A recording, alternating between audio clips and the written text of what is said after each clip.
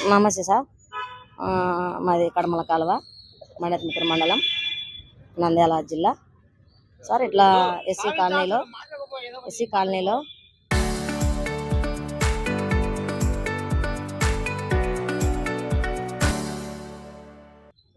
కళావతి అమ్మ అనే అమ్మాయి మీద వాళ్ళ అల్లుడు సునీల్ అబ్బాయి భార్య భర్త ముందుగా గొడవ పడినారు.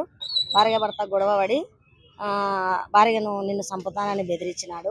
బెదిరియడం వలన ఆ పాప ఏం చేసింది, రక్షణగా ఉంటుందని తల్లి దగ్గరికి వచ్చేసింది. రాత్రి 11:30కు తల్లి దగ్గరికి వచ్చినాక తల్లి దగ్గరికి వచ్చి ఇంట్లో తల్లి కూతురు మాట్లాడుకుంటుంటే, అమ్మ నన్ను ఇట్లా కొట్టనీకి వచ్చినాడు, ఇట్లా చేసినాడు అంటే, సరేలేమ్మా ఇక్కడ ఉండు, నువ్వు నా దగ్గరనే ఉండు, పొద్దున ఓదువులేమ్మా, పొద్దున మాట్లాడుకుందాంలే అని మాట్లాడుకున్నారు. తల్లి కూతురే, అమ్మాయికి భర్త లేడు సార్. తల్లి కూతురు మాట్లాడుకున్నారు. మాట్లాడుకుంటుండగానే సునీల్ అబ్బాయి వచ్చినాడు. వచ్చి నా కొడుకును పంపియండి అని అన్నాడు. ఆ కొడుకును పంపియరు అనే దానికల్లా, ఒరే నా ఎందుకు వచ్చేదిరా, రాదు పోరా, ఉదయం వచ్చేది అని చెప్పింది తల్లి. ఏంది నన్ను ఒరే అంటావు నువ్వు అని ఆమెను కలవడానికి పోయినాడు. ఆమె మీదకి గొడవ పడడానికి పోతేనే, ఒరే రాదు పోరా, ఇప్పుడు పంపియను పోరా, పొద్దున వచ్చేది పోరా అంటే, లేదు పంపించాల్సిందే, నా కొడుకును చంపుతా నిన్నని ఇద్దరు గొడవ పడుకుంటేనే రోడ్డు మీదకి వచ్చేసినారు. రోడ్డు మీదకి వచ్చినాక రాత్రి 11:30 12:45 కల్లా ఆమె మీద గొడవ పడితేనే కొట్టుకుంటేనే ఆమెను పొరిచేసినారు సార్. పొడిచినాడు, 4 పోట్లు పొడిచినాడు. కూతురు ఇడిపించనే కూడా వాడు ఇడసలేదు. ఇంటి పక్కల మేమున్నాం సార్, ఇంటి పక్కల మేము పోయే తాలకే ప్రాణం పాయలో పడిపోయింది పాప. 4 పోట్లు పొడిచినాడు, పడిపోయింది. గిన్నె తనకలాడుతుంది. మేము వెళ్ళే తాలకి మేము ఎత్తుకొని మంచమైన పండేర్చే లోపలనే ప్రాణం పోయింది సార్. మేము వెళ్ళి వాడిని కొట్టడానికి పోతనే కూడా వాడు మాకు ఎదురు ఎక్కువచ్చనే ఉన్నాడు సార్. వాడైతే పక్కకు పోవడం లేదు. మేము కొట్టుకుంటూ పోయినా కూడా మాకు మా ఎదురు ఎక్కువచ్చన్నాడు. వేరే అబ్బాయి దొబ్బుకుంటూ పోయినాడు సార్ అబ్బాయిని. అది సార్ జరిగినది. వాడు ఐటీఐ చేసినాడు సార్.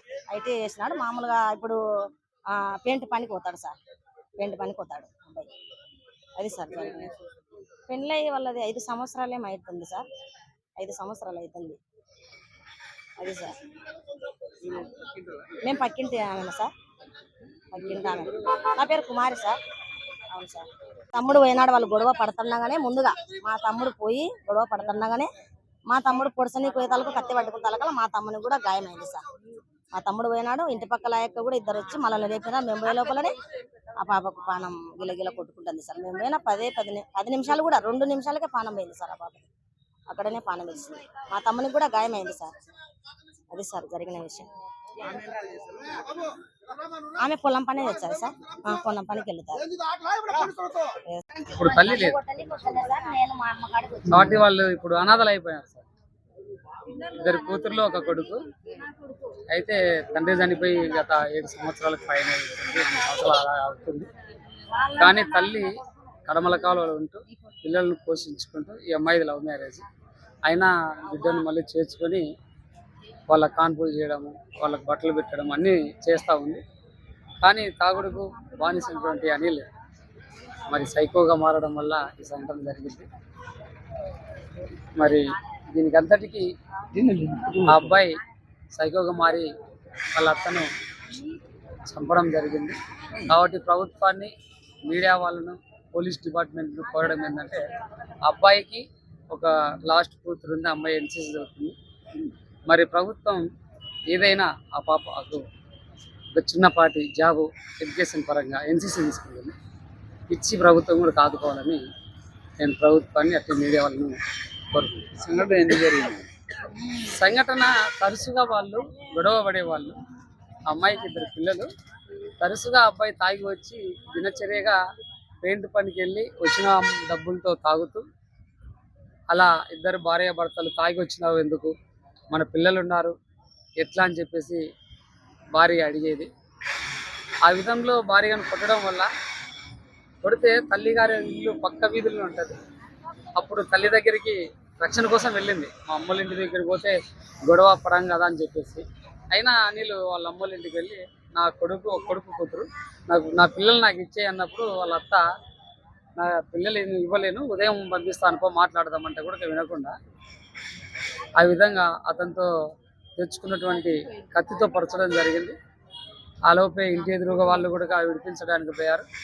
ఆ విడిపించే ప్రయత్నంలో పుల్లయ్య అనే వ్యక్తికి కూడా చేతికి గాయమైంది.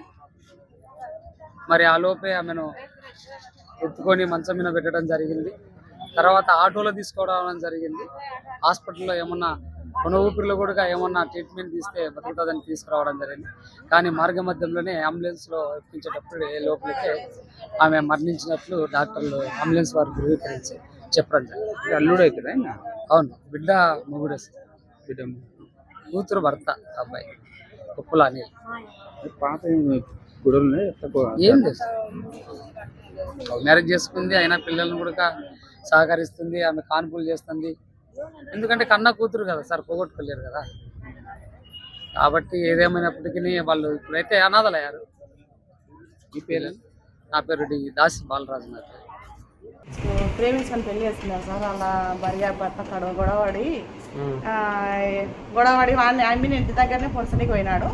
పొరసనికి పోయింటే వీళ్ళ అమ్మ దగ్గరికి ఆత్మరక్షణ కోసం వచ్చింది. అది వచ్చిన పాప వాళ్ళంతా ఇంటి విపక్కల వాళ్ళని లేపింటే సరిపోయిండు. సరే వాళ్ళమ్మ దగ్గరికి పోయేసరికి వాళ్ళమ్మ ఎదురుగా పోయి నా పిల్లల్ని పంపించామంటే పొద్దున్న వచ్చారు పోనైనా అని గట్టిగా నేను ఏం మాట్లాడతానంటే వచ్చారు పోరా అంటే నన్ను వరే అంటావని పొడిచింది సార్.